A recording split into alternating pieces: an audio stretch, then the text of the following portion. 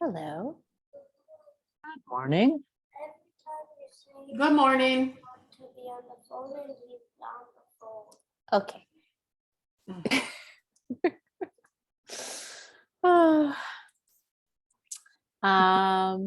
You can make me co-host if you'd like. I will. Thank you very much, Judith. And I don't see Steve yet. Indeed, it is his birthday, so it True. may be Yeah. celebrating his birthday in a different way.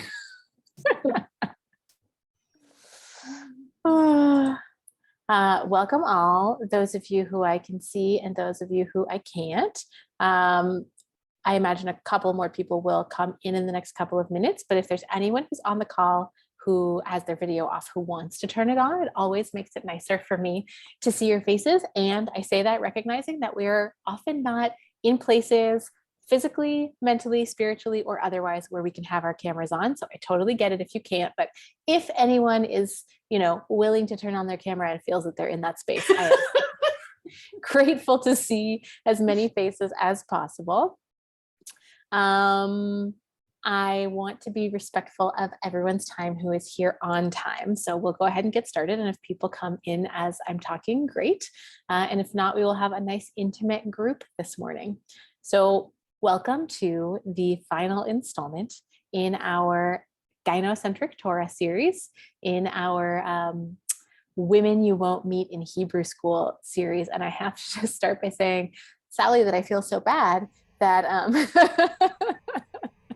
we're not going to end on an uplifting note today. We are going to end with an incredible woman of biblical literature. And what is one of the reasons she's the most special to me is that this is a woman who many of you, maybe all of you, have not encountered before. She's from one of the more well-known stories of the Tanakh, but her story itself is not one that we usually read. And often when I teach her, it's the first time that people are encountering her. She's very special and we have a lot to learn from her, but she's not super uplifting. And I will say, when I conceived of this series, there were a number of ways that that I knew that we could go with it. And I decided to go with the Women You Won't Meet in Hebrew School route because I know this crowd to be a particularly learned. Steve can't hear us yet. Hi, Steve. Happy birthday. Happy birthday, Steve. I cannot hear you, Steve. But I see that you are talking. But can I? So I know that this crowd spends a lot of time studying Torah. And so I figured that you would have encountered a lot of I'm going to go with more celebrated, positive, uplifting women of biblical literature many times before. And I wanted to have an opportunity to bring you some women and or perspectives that maybe you wouldn't otherwise have encountered. And in so doing, inevitably the stories that don't necessarily get spoken about from the pulpit or taught in Hebrew school or make the Parsha cycle are some of the more difficult stories in biblical literature. So I apologize that it's not uplifting, but I do hope that you will come to love Ritzpah as much as I do. So I'm going to start with the blessing for Torah study. And I just want to share a thought that occurred to me when I thought about bringing in the blessing for Torah study today, which is, are we obligated? We're reformed, so our obligations are self-imposed anyway, but are we obligated to say the blessing for Torah study when we are studying something that's not actually in the Torah? Right? So Ritzpah's story is not in the Torah. It's in Tanakh. It's in the larger collection, but it's not in Torah itself. I decided to say it anyway, but just wanted to put it out there that perhaps this is an obligation that we're taking onto ourselves today, to begin with the blessing for Torah study when we're studying something from the larger concept of Torah as opposed to the 5 books of Torah itself. Baruch atah Adonai Eloheinu melech haolam, asher kidshanu b'mitzvotav v'tzivanu la'asok b'divrei Torah. Okay, and I am going to share in the chat the materials. So Laura would have emailed these materials out in advance to anyone who's on the Torah study email list. But just in case anyone doesn't have it handy and wants it, now you have it in the chat box. And without further ado, we will get into a little Torah study today. Judith says, we say the blessing even when we study the sayings of our fathers, Pirkei Avot, right? Sure, it's actually totally normative practice to say it. It's just the first time that I've ever actually sat down and thought about it. Like from a halachic perspective, which of course we're not halachically bound, are we obligated to say the blessing for Torah study when we're studying the larger concept of Torah as opposed to something from the Torah itself? Phyllis. Sivan, before we get started, Yeah. you can probably tell I'm having network problems. So I know if you make me a co-host, I won't be able to do very much. So just be aware. No problem. I made Judith a co-host. We will get through this together. And I'm sorry that you're having internet problems, and I hope that you're able to be with us as much as possible. But we will totally understand if you pop in and out. I'm just gonna be on my phone until until I get the computer working. But anyway, I won't interrupt you anymore, and I'm glad you had the opportunity to meet Judith. No worries, and happy birthday. Really, the last thing you have to do for us today is apologize for anything. It's your birthday. Phyllis and Warren absolutely understood, and I'm very sorry. Thanks, Rabbi. Okay, so I'm going to go ahead and share my screen now.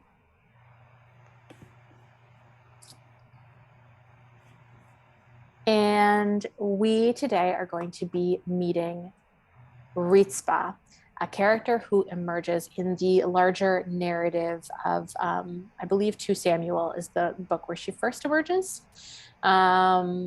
She appears in what we tend to think of as the David narrative or the Saul and David narrative and onward.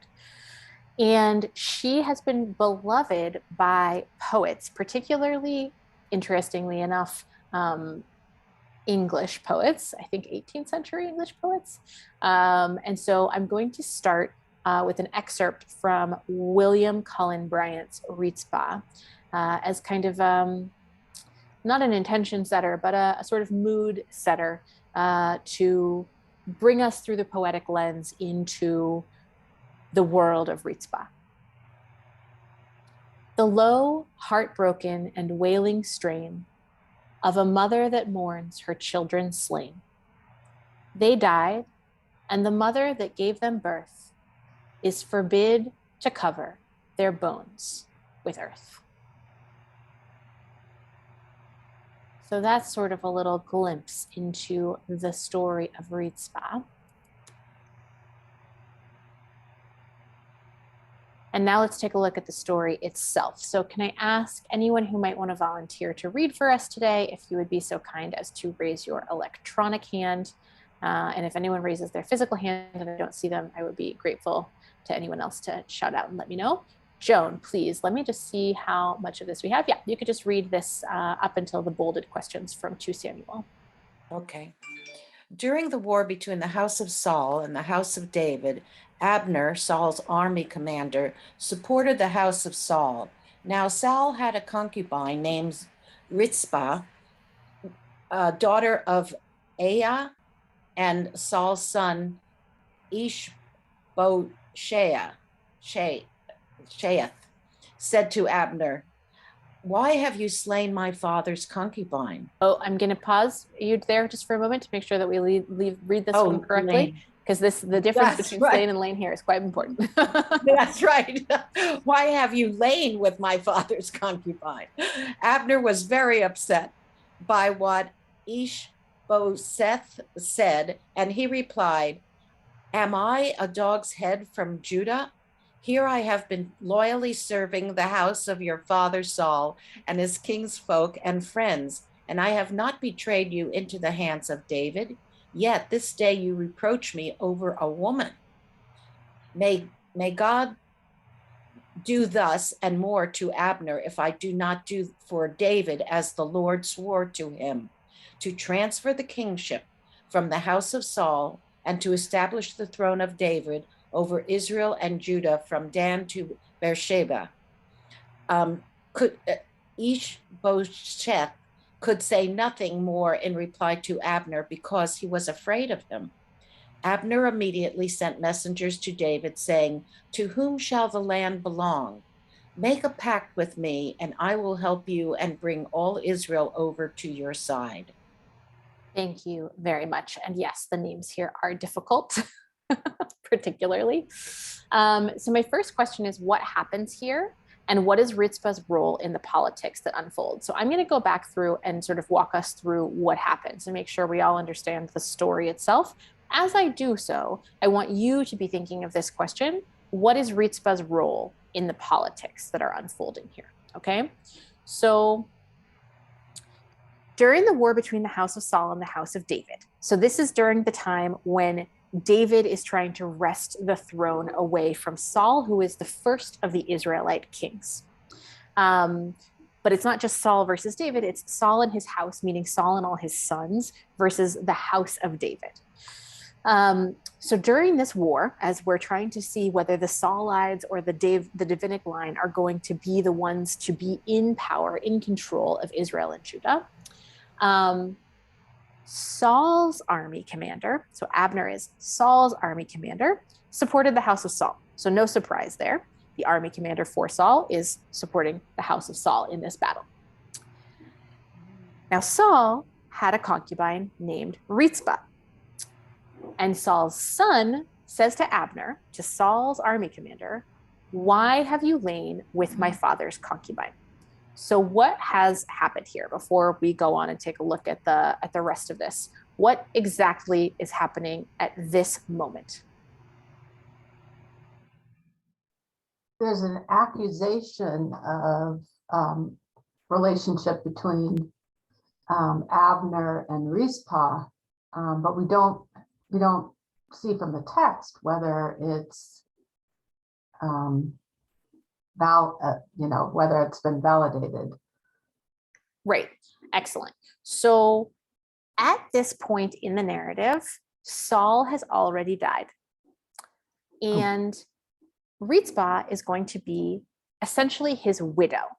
So I think we've talked about this in some other classes before, but just to make sure we're all on the same page, a concubine in biblical terms was not what we might think of as a concubine later, like not a high class prostitute, and not even like a kept woman, but actually a concubine was a wife. But they were usually a second class citizen kind of wife, a second tier of wife. Like maybe they weren't.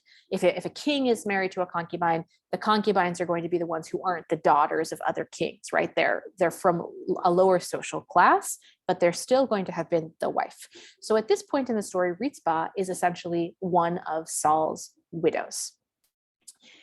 Now, Ishbosheth, Saul's son, one of the inheritors of the throne, or in line to the throne after Saul, says to Saul's army commander, "Why did you sleep with my father's concubine? Why did you sleep with my father's wife?"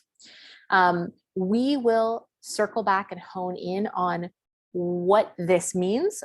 I'll also welcome your thoughts on it when we get to the question of Rizpah's role politically, but just so that we all understand what's happening here in terms of the story itself. Abner, Saul's army commander, has potentially, likely, slept with Saul's widow, okay? Now, Abner is really pissed off about this claim, and he says, "Am I a dog's head from Judah?" which is essentially like, some sort of a derogatory term, like whatever, it's not, we don't have this term today, but am I some sort of a terrible person? Are you calling me this terrible person? I've been so loyal to you and you're saying that I betrayed you. So we have to start to wonder here if sleeping with someone's widow is really so terrible, or what sleeping with someone's widow might mean, because Abner is very upset that he's been accused of doing this thing, which makes it seem that it has more consequence than just sleeping with somebody. And then he says, "May God do thus and more to Abner." So essentially cursing himself, like, "May God bring a curse upon me if I do not do for David as the Lord swore to him to transfer the kingship from the house of Saul.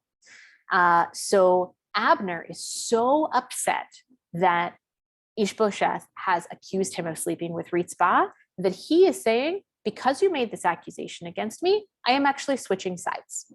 I am going to make sure that David is the one who is going to inherit the throne rather than the house of Saul, because I'm so mad at you, Ishbosheth, for even suggesting that I did this thing with Ritzbah. And then Abner immediately turns around and sends messengers to David, essentially saying, I'm going to make a pact with you. I am on your side now. I am going to ensure that you are going to be king. So that is what unfolds in the first scene in which we meet Ritzbah. It's not exactly a scene and we don't exactly meet Ritzbah, but the first time that Ritzbah appears on our stage. So from what you understand from the story or what you think might be going on here, what is Ritzbah's role in the politics that are unfolding here? What do you think is happening here with Ritzbah?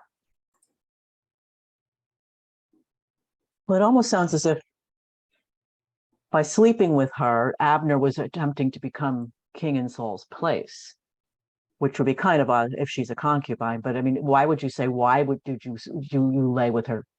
What's the answer? I felt like it. I mean, so there, what's the purpose? What were you attempting to gain? I kind of get out of it. Maybe she was his favorite concubine.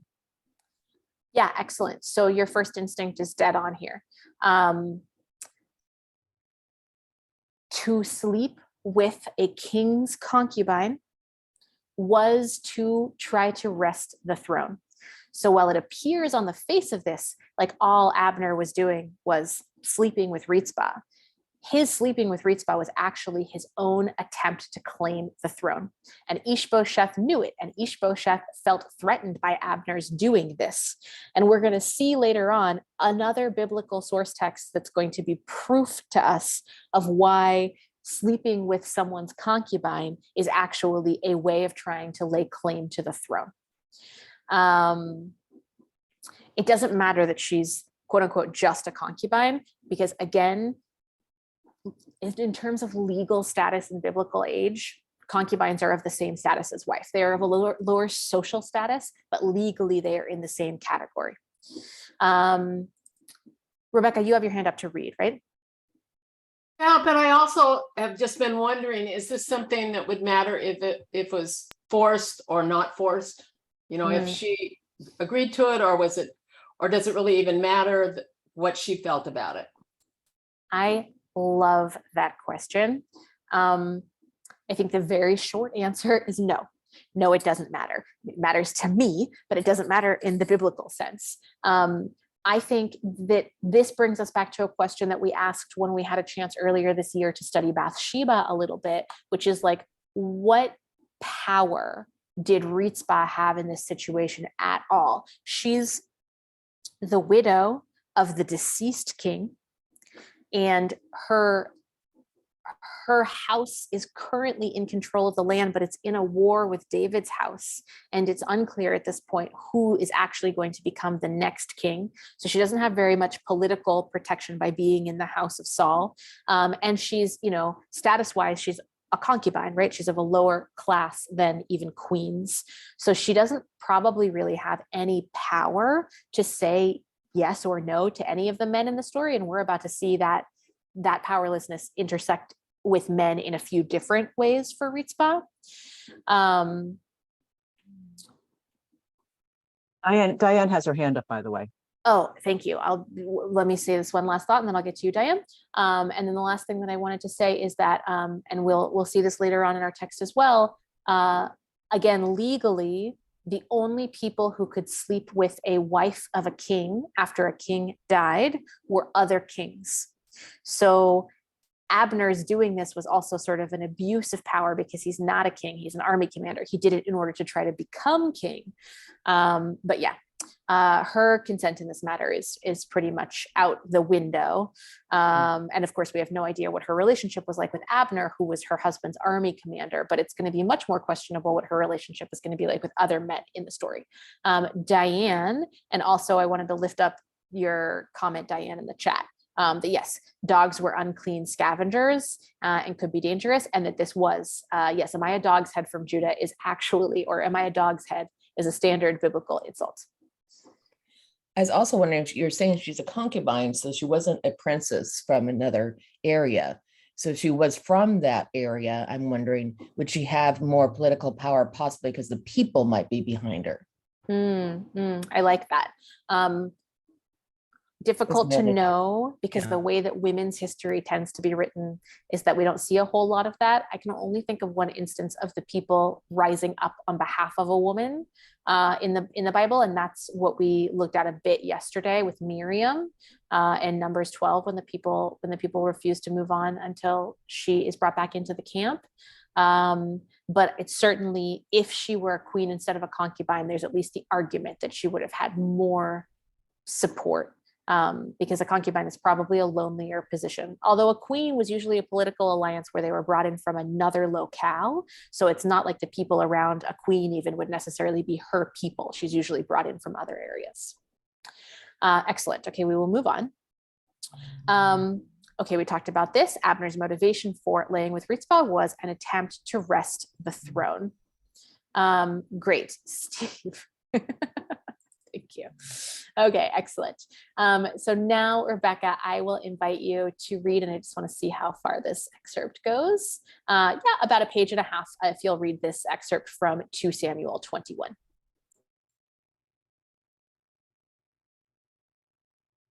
Rebecca, you are muted.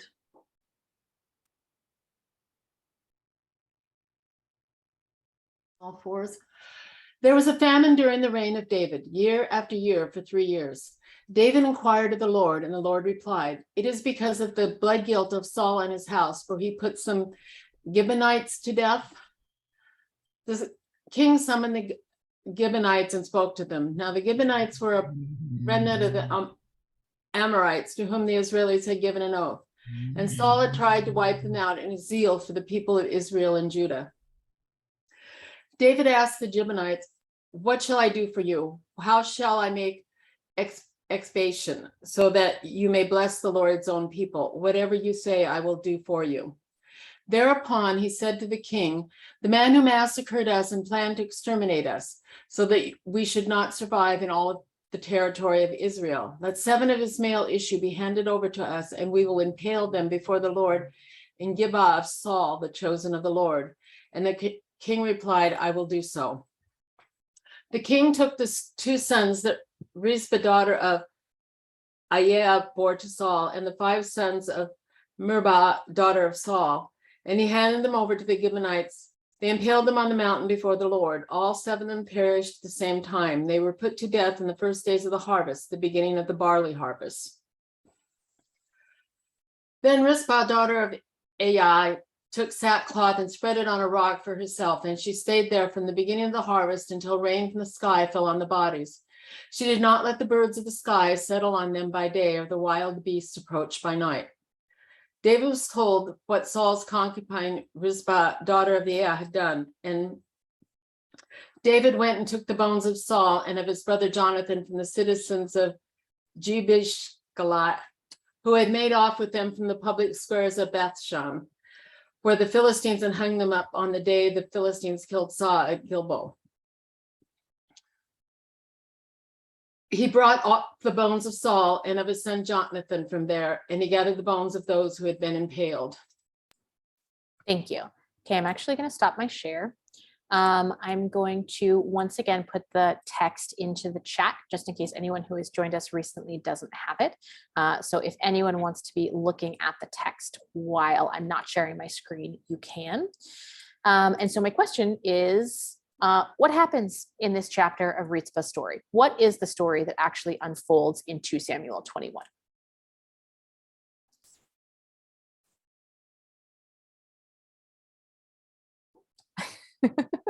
I am only laughing because I see a lot of like really like either concerned or confused faces, which is totally fine.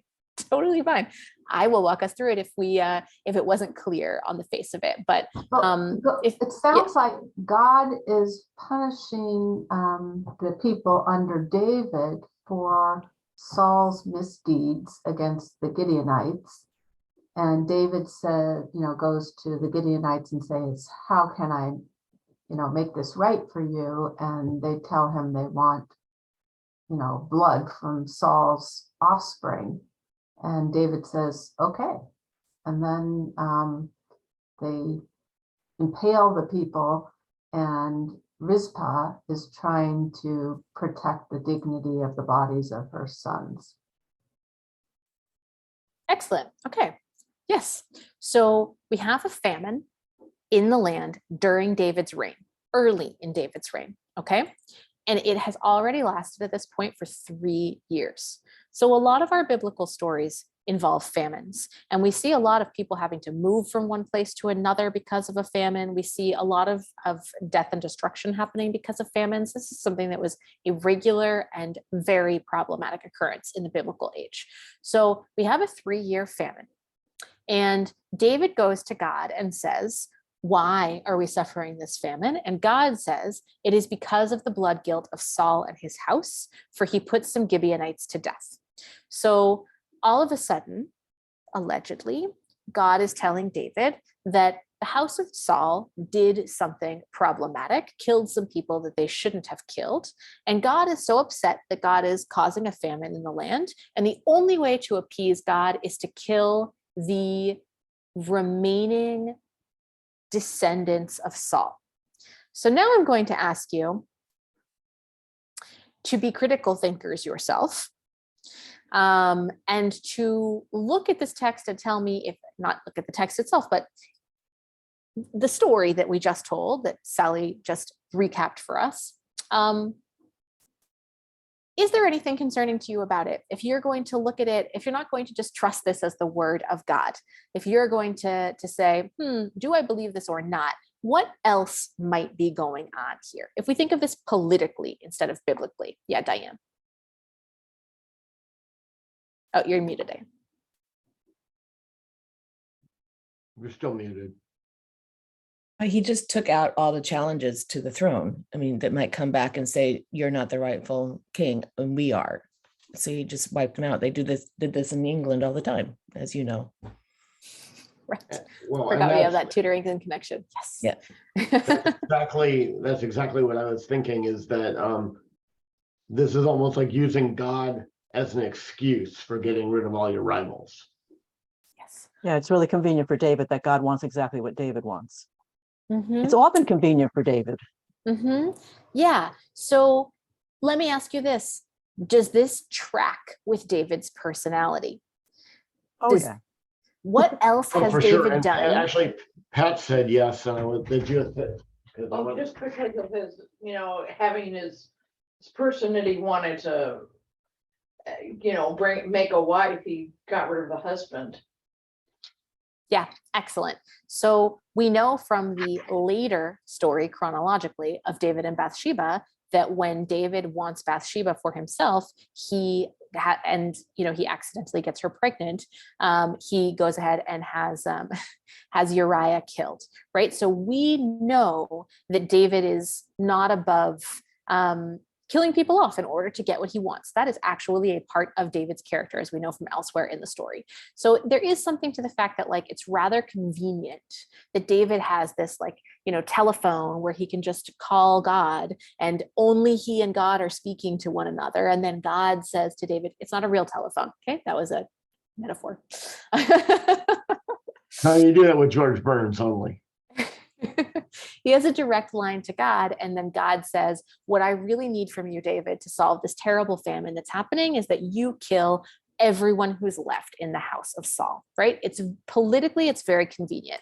And we get to think of these books, of the Samuel books and the King's books, we get to think of them as political books rather than literature in many ways that we think of other books, because we actually know historically around the time that they were written, and we have ideas as to why, and that they really were written politically at the time in order to accomplish a certain political agenda.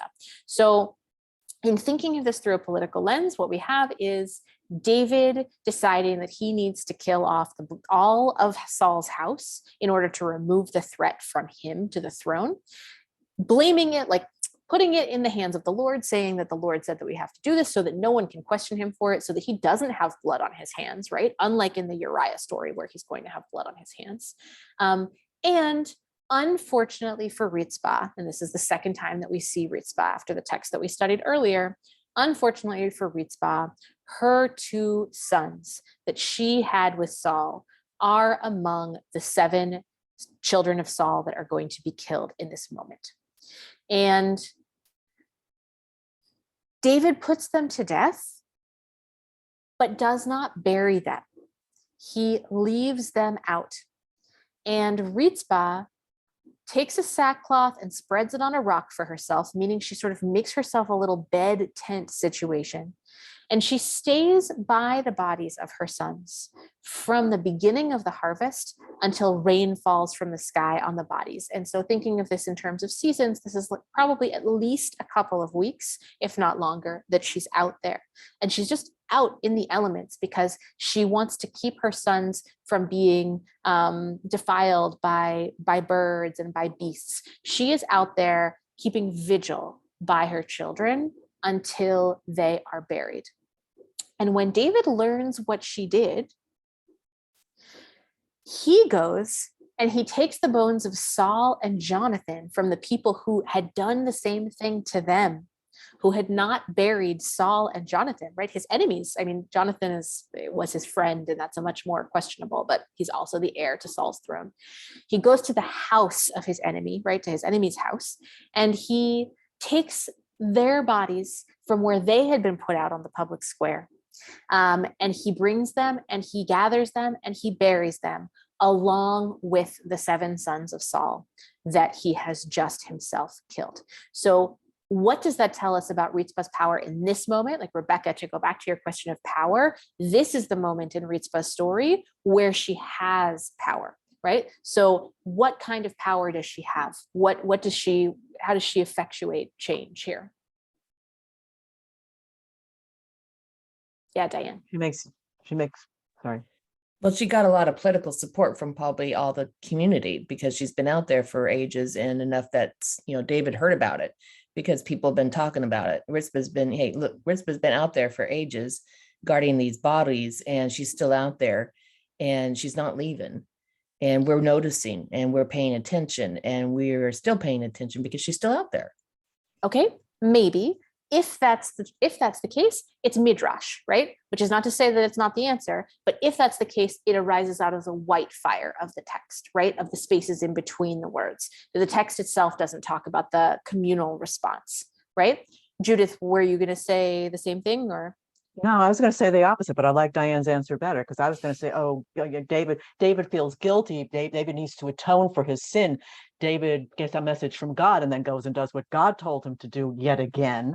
Meanwhile, of course, politically, he's probably doing what Diane said he did. I'm like, oh my goodness, the people are going to rise up. I better go fix this thing. David's not my favorite, by the way.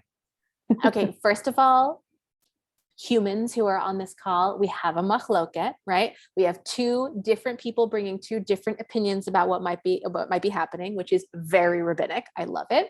And both of these are totally viable answers. Yeah, Rebecca, did you have your hand up? So I'm just confused. Saul and David were fighting, right? So Yes. and David wins. So why is God punishing David because Saul killed these people? Yeah, that's an excellent question, Rebecca, which goes to prove the point that probably God was not punishing David. Probably David was very conveniently telling the people that God was punishing him in order to make an excuse for going and killing all of these people who were a threat to his throne. But it actually does not make any sense that God would be punishing the house of David for actions of the house of Saul. Yeah. Okay, great. So yeah, Sherry and Steve. Could you address Jonathan a little bit in all of this? And, this may be sort of, this may sound a little bit off, but I'm of the opinion that Jonathan and David may have been lovers at some point. I kind of feel that way about it, but reading the text. If you could just sort of weave your thoughts in on that, that would be helpful. Yeah, absolutely. So Jonathan was the firstborn son of Saul, would have been the king after Saul, was first in line to the throne, was David's best friend. And David loved Jonathan and lay with Jonathan as he would with a woman, something like that. Right. certainly you could absolutely read into their story that they were lovers. Absolutely. Many, many people read the story that way. It's not 100% clear. And certainly the rabbis who were uncomfortable with that idea, especially because elsewhere in the Torah, it says that a man should not lay with a man as he lays with a woman. And I'm definitely misquoting, by the way, the line about David and Jonathan. So please look it up yourself and do not rely on my memory for that. But the rabbis had a problem with that. And so they totally tried to explain it away differently. So there's no consensus, but certainly, especially in the world of queer Torah, which is, here today we're doing gynocentric Torah, which is a lens on the Torah where we look at it from the perspectives of the women. In a queer Torah, where you're looking at it from a queer perspective, that is absolutely a reading of the story of David and Jonathan, but unclear on the face of the text itself.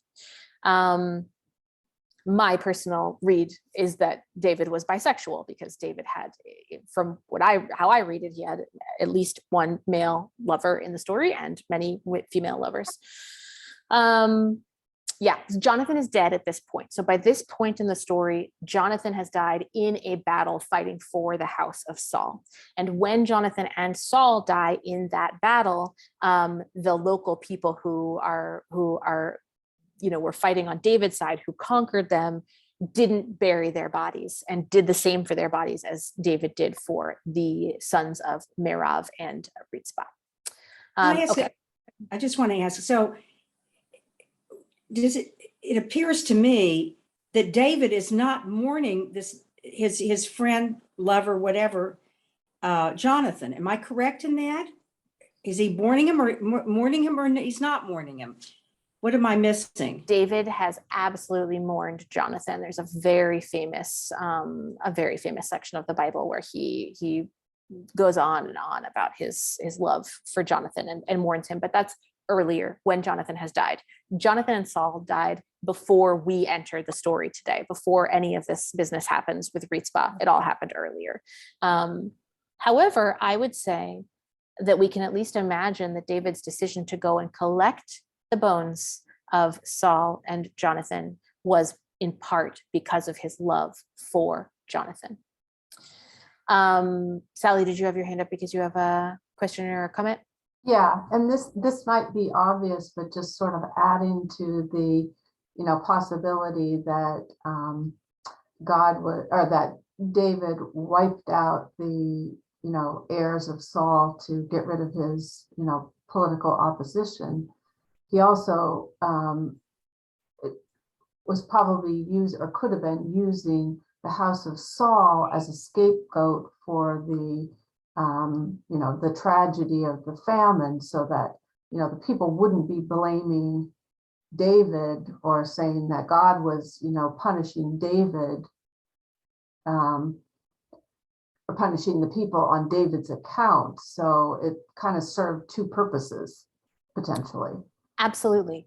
No one who is new to their throne wants 3 years of famine, because the people are going to be pissed, and the people are going to be saying, God must not be blessing this new king. So for David to say, God says the famine is on account of the house of Saul, is to make the people think that it was Saul's wrongdoing that brought this famine upon them. Nothing about David's reign. David's not the problem. The house of Saul, even though they're gone, still the problem. And the only way to get rid of that problem forever is to get rid of the heirs of the house of Saul. Yes, and we are here today for Ritzpah. And as interesting as it is to talk about Jonathan and David, etc., and as important as it is to think about the political circumstances that are surrounding Ritzpah, I want to make sure that we do some gynocentric Torah and that the lens is on the woman.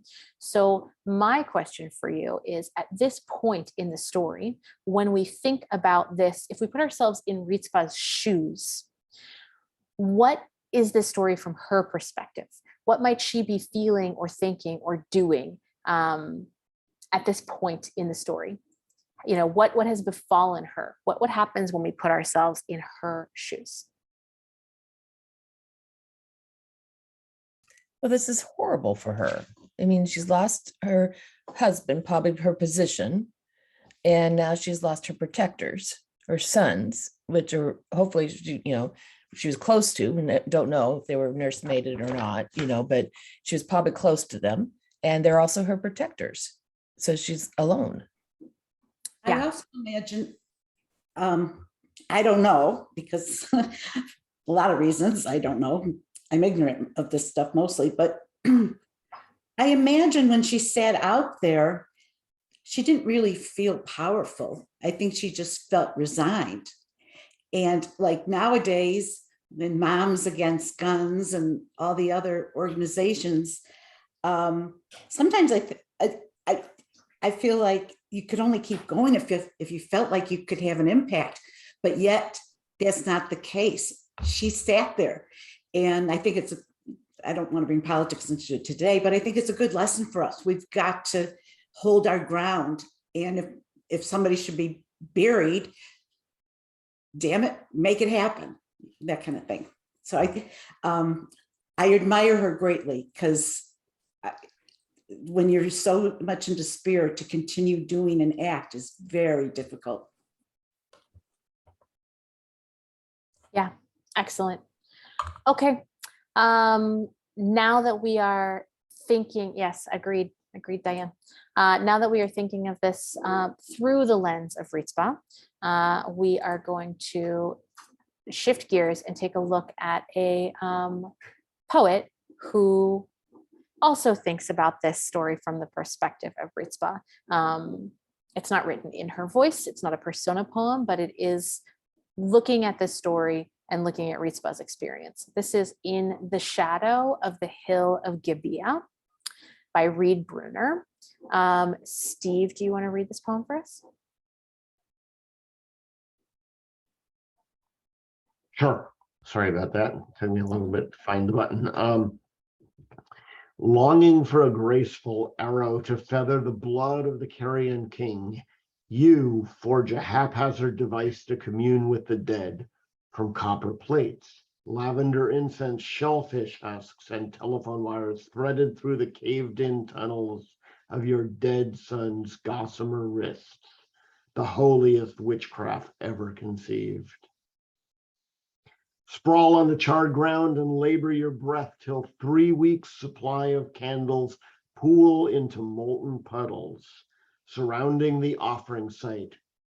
Sparks shear the cheap plates, and a slight whir heralds lazy lights, filtering through the formaldehyde eyes, an astral atlas of Judea pinpointing former lovers' locations, projects from your spindly, bookish son who loved studying the whiplash tongues of butterflies. Imagine of every descending vulture you killed, spraying store-bought pesticide, flash fluorescent from your rawhide skinned child who worked rusty plows by day and gilded harps by moonbeam. Dragging their weight across the foothills, sunburned winds burrow shallow graves into your face, leaving a tattoo of Cain and Abel, peaceful moments before the brawl. Watching the muscles laced around their rib cages calcify, you tear tattered clothes with a whalebone knife and let loose whales that flatten hilltops. Carve spider webbing fissures on the Lord's temple garden wall, rattle the sealed gates of Sheol. Thank you, Steve. So admittedly, this is not the easiest poem that we've ever read. There are moments where what's happening here are really clear, and there are moments where it becomes really imaginative. But in its way, it really humanizes Ritzpah in this experience that she's having after the death of her sons, and also humanizes her sons, right? This imagines lives for these characters who otherwise appear momentarily by name and then disappear from our text. Some moments that really speak to me is this idea that what she is doing out there during the 3 weeks, this poet imagines that it's 3 weeks is how long she's out there. What she's doing out there during these 3 weeks is the holiest witchcraft ever conceived. That whatever it is she is doing to keep her sons' bodies from being eaten by birds and wild animals is a kind of holy witchcraft, which I really love.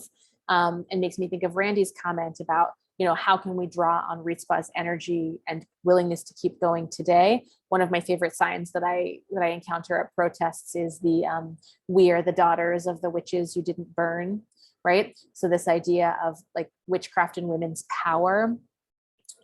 And then it goes into her sons, right? One of them being her bookish son, and the other one who worked rusty plows by day and gilded harps by moonbeam. So this poet really allows themselves to imagine who the sons might have been, so that when we think of Ritzpah's loss, we're starting to imagine real people who were killed by David in that moment. And then I just love the end, the rattle that she carves into the temple wall, and that she rattles the sealed gates of Sheol, which is, like the land of the dead, right? That she's rattling, like you can picture a mother who's lost her children rattling the very gates of the land of the dead. Yeah, so just a different lens on this story. And then we have a little bit of some modern midrash reflecting on this story from Diana Edelman from the Jewish Women's Archive.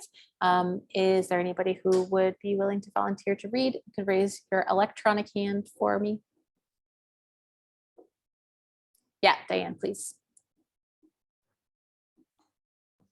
Ritzpah is the concubine of Saul, the first king of Israel. Since Saul's wife Ahinoam has borne him 4 sons and 2 daughters, the reason for his taking of a concubine is not to produce an heir. Ritzpah bears Saul 2 sons. They become potential claimants to the Saulite throne after Saul because Saul's 3 eldest sons die. In order to usurp the throne, David uses a 3-year famine as a pretext to turn over the remaining 7 eligible Saulite male heirs to the Gibeonites for a ritual execution to atone for the blood guilt Saul was supposed to have incurred against this group. Ritzpah's 2 sons and the 5 sons of Saul's daughter Merab are killed. Ritzpah prevents the executed bodies from being defiled until David agrees to give them a proper burial. At some point after Ishbaal's installation as king, Ishbaal is Saul's heir after his other sons, including Jonathan, die.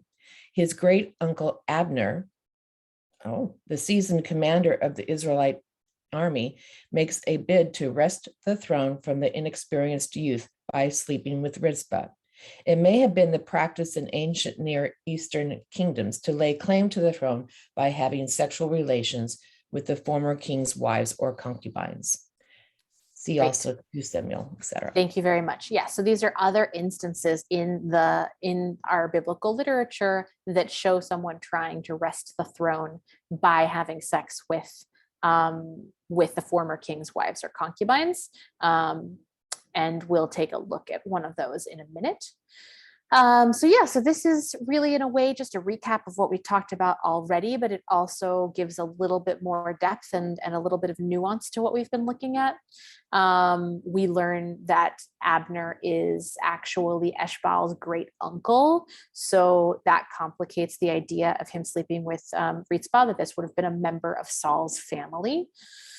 And it sort of doubles down on some of the things that we talked about, that probably the idea of the famine was actually just a pretext for David to be able to have his remaining threat to the throne done away with, so to speak, or actually.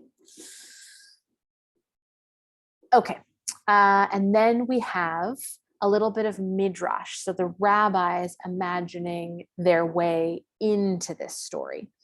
Imagining something that's not in the text itself, that comes out of the white fire of midrash, another lens on Ritzpah through the rabbinic imagination. Can I ask if there is someone who would be willing to read for us this excerpt from Tamar Kadari?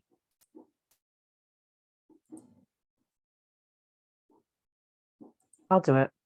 Thank you. Ritzpah's behavior during the episode of the Gibeonites was highly praised by the rabbis. Although 2 of her sons died, she accepted this and took care that their corpses not be despoiled. Her actions were considered worthy of emulation and even King David learned from her. In consequence of her deeds, Rizpah saved all Israel from the famine. The Midrash relates that after the death of Saul, David married Rizpah's daughter, Aiah, who, according to the Bible, had been the dead king's concubine. The rabbis learned this from Nathan's words to David in 2 I'm going Samuel. to pause you just for a second, Judith, to make sure that we're on the same page.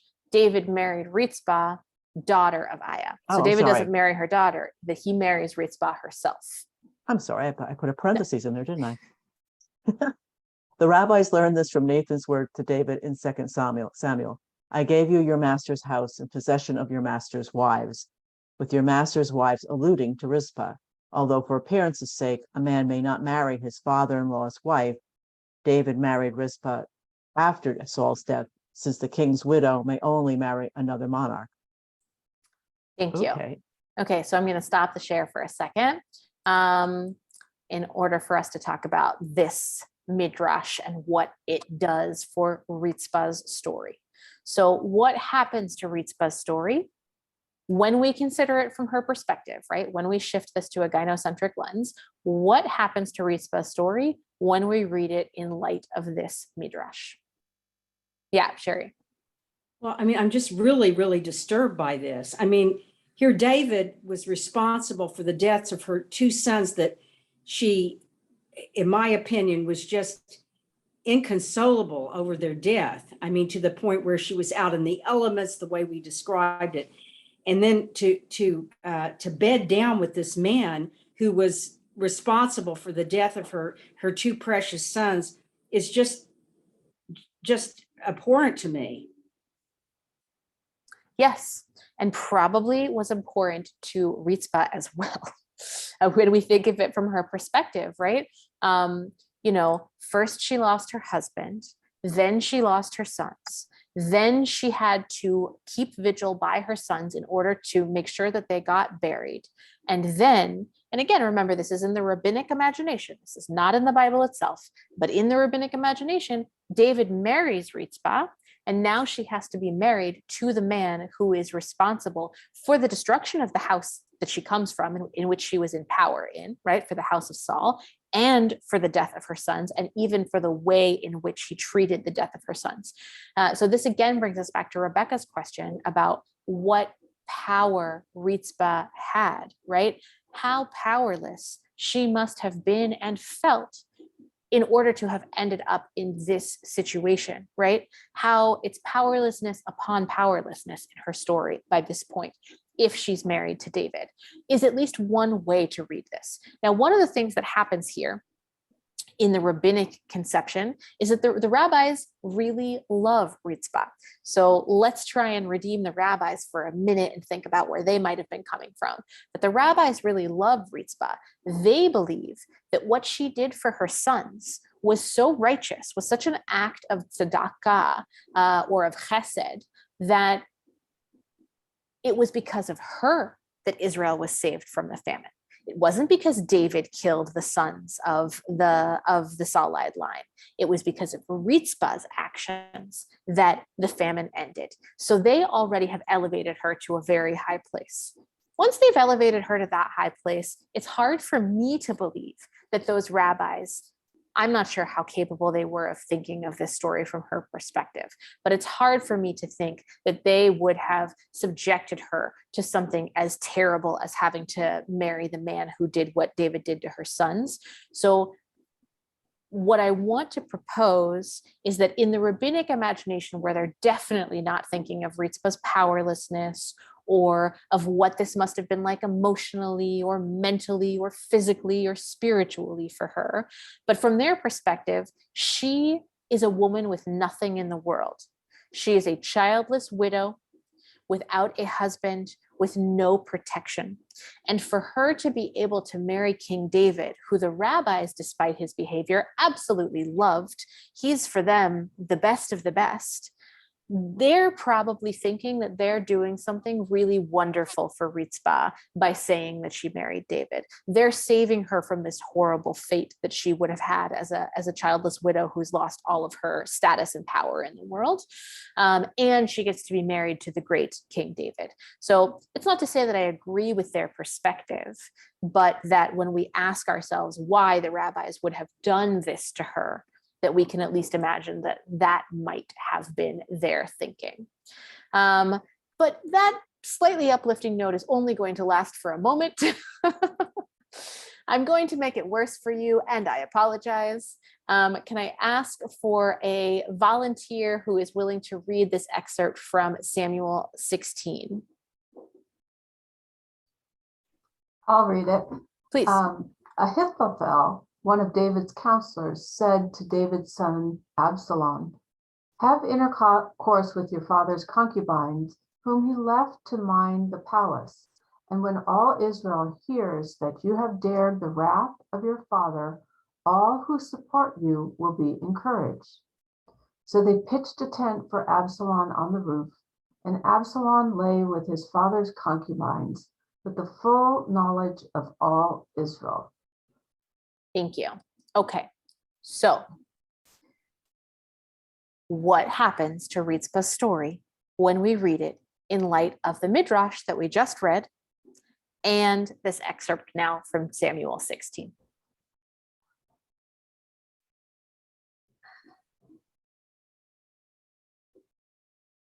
More horror. More horror, indeed. Right? So do we understand what's happening politically here, especially in light of what happened in the first text that we read with Abner and Ritzpah? Do we understand what's happening politically here? Well, David's still alive, so this is Absalom definitely mounting a coup. Yeah, exactly. Absalom, David's son, is mounting a coup. He is trying to overthrow his father's rule. And the way that he is going to do that is He Having sleeps with sex all with- his wives yes, in front of everybody, like in Yes. front of everybody. yes.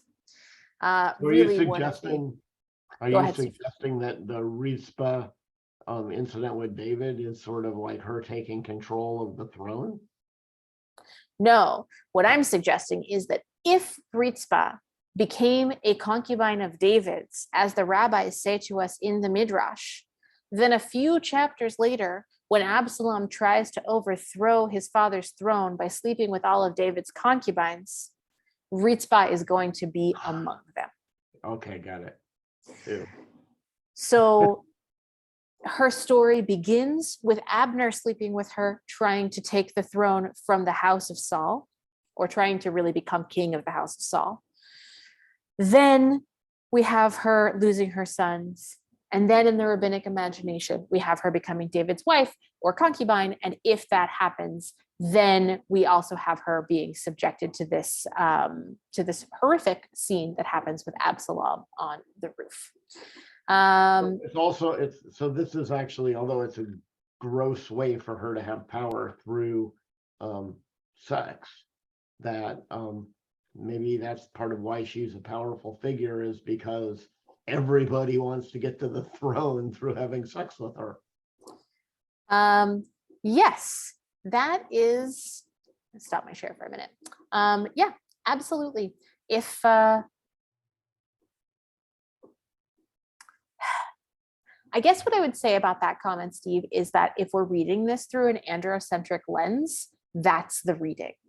Oh, look at this woman. Look at how important she is. Look at how much power she has. She is the entry point for every man who is going to come into the throne, right? But if we look at it through a gynocentric lens, from her perspective, then we have to ask about, did she have, as Rebecca asked, did she have the power to say no, to consent to any of this? What would it have felt like to her to have been passed around from kingly figure to kingly figure over and over again?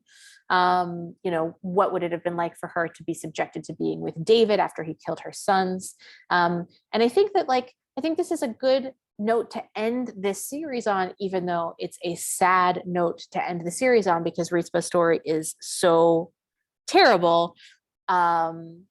But it's a really great way of seeing the difference between how we tend to read our stories, how we have typically read our stories for thousands of years, what a story looks like when you read it from the male perspective versus what happens when you read it through a gynocentric lens. And this is a key that can unlock Torah for people in a variety of ways, right? Gender is just one lens through which we can look at the Torah. There's incredible Torah that is from the perspective of people of color. There is Torah from the perspective of people of all abilities. There's incredible queer Torah, right? I like to shift the lens from androcentric to gynocentric because there are so many incredible female characters, and because half of the population now and then are female. And so you are really just flipping an ancient way of reading a story on its head. But I want us to leave this knowing that there are so many ways that we can read these stories. Judith asks, were there no daughters born, only 7 sons? Good question. This is what usually happens. Unless a daughter is going to be important to the biblical narrative, she is not listed. So we know that Saul had a daughter named Merav. How do we know that? Because Merav is the one whose sons are going to be killed. She is important to the story, so she's listed. There very well could have been other daughters, but they, if they're not central to the story, they're not going to be listed. And a daughter would not have been a threat to the throne. Right? Merav wasn't killed. Merav's sons were killed because only the women are going to inherit the throne. Rebecca and then Sherry. And I just want to say before either of you talk that we are past time. So if anyone needs to leave, please do not hesitate to log off, but I will stay on for a few more minutes. What this last thing is that all the concubines were grouped together, and it's not just taking Rispa, or however you pronounce it. It's everybody. It's anybody who's ever slept with, slept anyone with in his harem. Yep. So it's almost sadder that way, that she loses, at least in the story, loses her identity by the end also.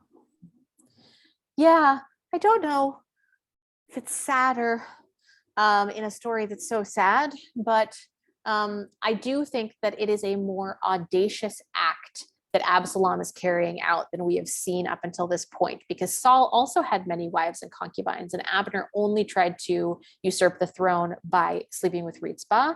Absalom is and then this is like a classic son trying to overthrow his father narrative, right? But Absalom is audacious because he sleeps with not one concubine, but all of David's wives and concubines, and not privately, like Abner did, where he's later admonished for it, but publicly in front of everyone. It's meant from a literary perspective to show just how audacious Absalom was being in his revolt. Sherry, did you have your hand up? Yeah, well, it's just, I always look at these texts from the standpoint of what can I learn from this to apply to today. And, I have been just obsessed over Roe being overturned. I'm just so upset and distraught over it. And you can see clearly from these texts that women just had, at best, just the minimal control over their bodies. And it's just, you can just draw a straight line from, these biblical texts to the same view of women. Nothing's really changed. And I was thinking about something. It's really that, that under the pretext of the unborn child, it's really just garbage, because I was reading an article in the Atlantic this morning about Lindsey Graham and Sherry, I am going to stop you just because we are already over time, and I don't want to get too far off course. Right. I want to make sure we have a chance to talk about for anyone who has any last thoughts about the text themselves.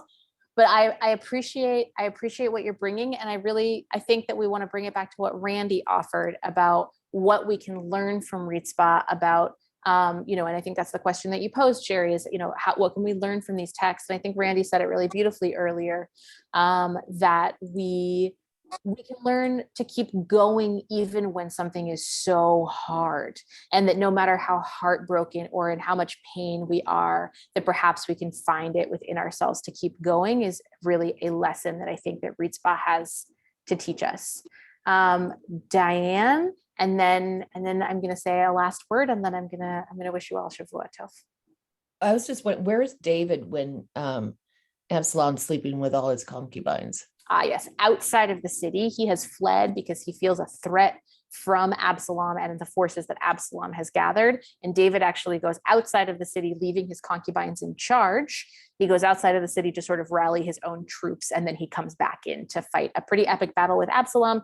Very famous scene where Absalom's hair gets caught in a tree and it pulls him off his horse, and then he dies. Absalom will not win. David will keep his throne. But yes, this is in the midst of that particular battle. Okay.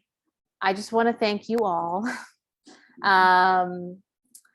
for everything. This has been a really wonderful 6 weeks. I know that today has been a particularly emotionally, mentally, and spiritually rough text to encounter, and I want to name that. And I am sorry to not be able to end it on a more uplifting note, but I want us to think about the text we've encountered as a series, and how we have really changed our perceptions of characters that we knew before we came here together, and of how we have encountered characters that we otherwise would never in the Parsha cycle.